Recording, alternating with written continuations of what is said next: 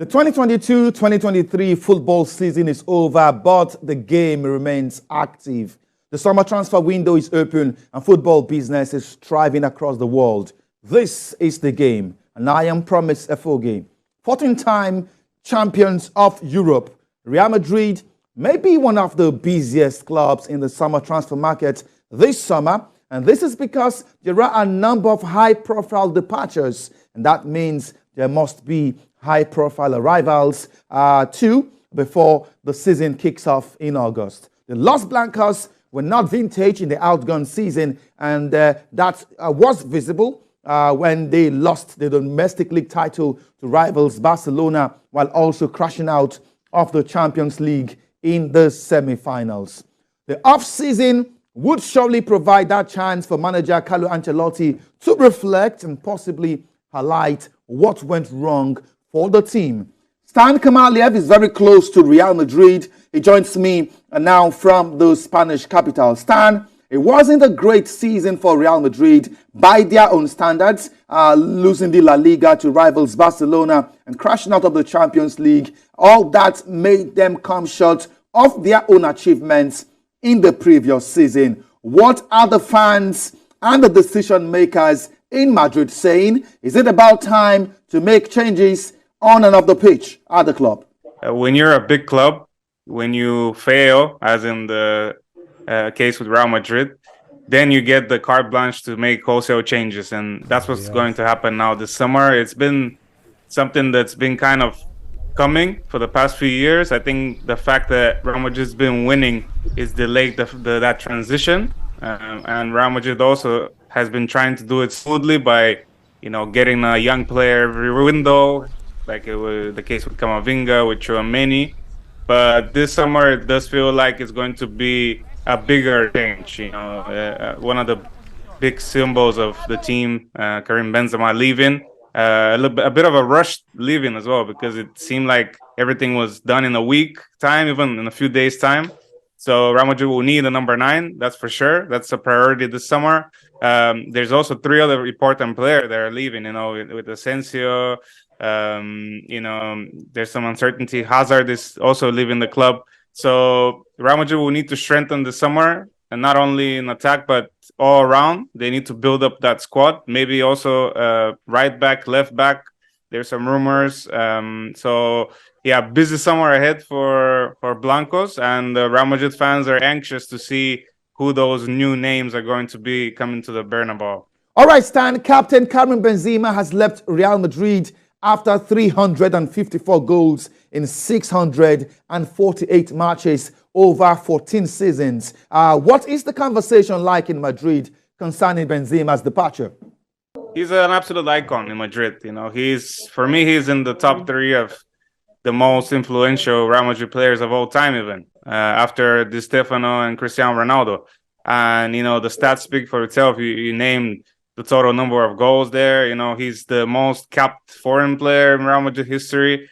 The second most goals scored, after Ronaldo in recent years. So, he's got all the accolades to show. He's worked his transition into this Real Madrid team from the first stage of competing with, the likes of Gonzalo Higuain, becoming that focal number 9 of the club, then being more of a provider to Ronaldo, to those last few years where he was kind of that leader of the new Real Madrid, of the young guns like Vini, Rodrigo around him, and still managed to bring lots of success to the club.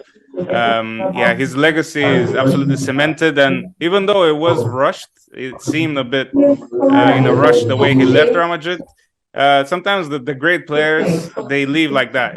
They leave on a high. They want to be remembered as a hero, and that's what's going to be left after Benzema. Because even in his last season, we talk about Real Madrid maybe failing on their targets, Benzema being in and out of the team, but still he managed to score 31 goals, competition. So, even in a season where we doubted him, he still delivered the numbers. His legacy is untouched, and I think we're only going to start realizing, and Real Madrid fans are only start realizing once he's gone, the amount of impact that he had, not only on the pitch but outside as a leader as well. Well, like you mentioned, Saudi Arabia has been the latest destination for big players in their 30s. It's looking like the best place to get football pensions and that final huge paycheck before hanging the boots. It does seem to be the new place for, kind of aging European players, just like MLS used to be for a number of years. Then the Chinese Super League became that destination, and now it's shifted to the Middle East, and it makes a lot of sense. I think after the World Cup, the amount of kind of eyes on football from that part of the world has multiplied. So the investment has been coming in, for the last 10, 15 years in European clubs. Look at Man City, PSG, the recent example of Newcastle as well. So it's only logical that they're going to invest also in their local league and try to push that, and I've read that the government as well has made it clear that they want to spread the talent across the league. They were against kind of pairing up all those superstars like Ronaldo, Benzema, potentially Messi in one team. So they're making sure that there's gonna be a competitive league, and hopefully they can also use that as a springboard to develop their local talent. Because I think that was some of the drawbacks, for example, with the Chinese example, that it became kind of a flash in the pan for a few years, and the Chinese national team never really took off and never really had any benefits for the local grassroots football. So I hope that Saudi Arabia, and I'm sure they do, because they've been smartly doing this investment in football. So I'm sure they've learned their lessons, and they're gonna try to develop the sport in that part of the world. All right, let me ask you this, Stan. While Benzema's departure is widely celebrated, same cannot be said about Eden Hazard's exit from Madrid this season. The Belgian rival was the talk of the town in Madrid some 4 years ago. Now, 4 years down the line, he's already become a liability with only 7 goals in 76 matches in 4 seasons. What made Eden's adventure at Madrid a hazard? We have to say that Hazard has been probably the biggest one in their history. It hasn't worked out. I was there in 2019. I was kind of close to the club, and at his unveiling, there was a lot of expectation, almost full Bernabeu. It felt like kind of like when Ronaldo was coming back in the day, and it was supposed to be that Galactico type player. Wow, Real Madrid invests into their stadium renovations, but it never worked out. I don't know if it was maybe personal issues, psychological issues as well, because we've seen him also underperform for his national team in the last few years.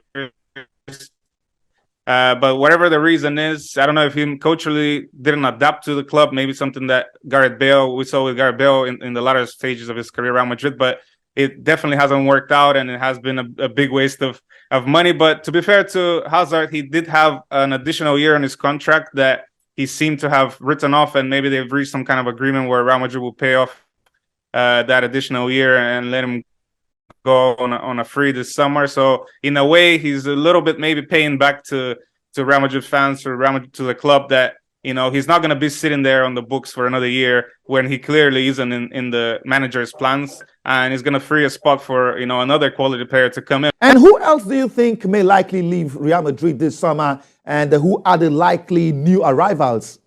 Yeah, I think that's the exits for Real Madrid have finished. There's 4 players leaving: Benzema, Asensio, Mariano, and Hazard, and I think that will be it, because there was talk of Nacho earlier in the transfer when the season ended. He seemed to have turned around, signed a deal with the club. So I don't think Real Madrid can allow to lose any more squad players. They have Fran Garcia, who was playing for Rayo Vallecano for the last few seasons. He's a Real Madrid player. He's going to come back, definitely be part of the squad. There's a decision to be made on Brahim Diaz. Is he gonna? Are they gonna activate that buyback clause and get him back from Milan? I think that would be a very intelligent signing, because he will kind of fill that maybe Asensio role in the squad.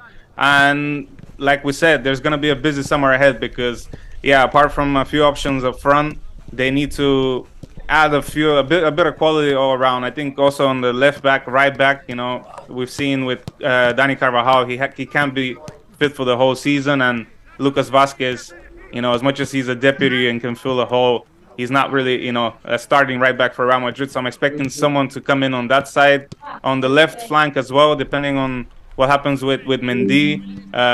You know, and Fran Garcia, who's coming from Rayo Vallecano, they can also look for a player there. There's talk of João Cancelo. There's also talk of the buy Alphonso Davies if he becomes available. So in the midfield, I think Real Madrid is secured for now. Jude Bellingham coming in now is going to be that, you know, I think for the future, Real Madrid, they're set with that Camavinga, Tchouaméni, Bellingham trio. There's speculations that Valverde, if anyone else leaves, it might be Fede Valverde, because he's kind of the only asset that they can really take some money from, you know, back into the club. And as much as he's important to that club, you know, there is a bit of an overbooking now in the midfield with Dani Ceballos staying as well. So yeah, it's going to be, I think, the first summer in a while where Real Madrid will have to be busy. They will bring, I think, 3 or 4 players minimum.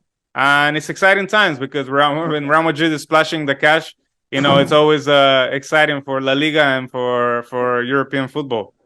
Stan Kamaliev from Madrid, thank you so much for talking to me on the game. Well, regardless the changes in Madrid, a squad ahead of the coming season, some players will be expected to lead the rest as they look forward to a better 2023-2024 football season. Such should include Vinicius Jr., Rodrigo, who is quite young, Luka Modric, who is already on the other side of 30 in midfield, Eduardo Camavinga, David Alaba in defense, Toni Kroos in midfield, amongst others. Thanks for watching the game. See you again next time.